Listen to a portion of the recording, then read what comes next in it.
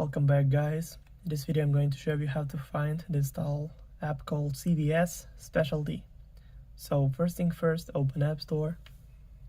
Just click on that blue icon right here on your home screen. Then make sure that you log in on your Apple ID account. Then click on the search button right here. And in the search bar, typing CVS Specialty. And go search right here. Then scroll down a little bit until you find the app.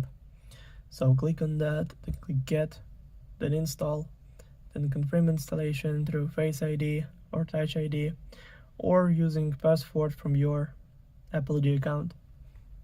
So now it's all done. The app is 52.8 megabytes.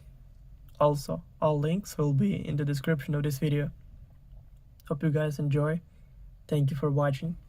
Please like and subscribe for more. Bye.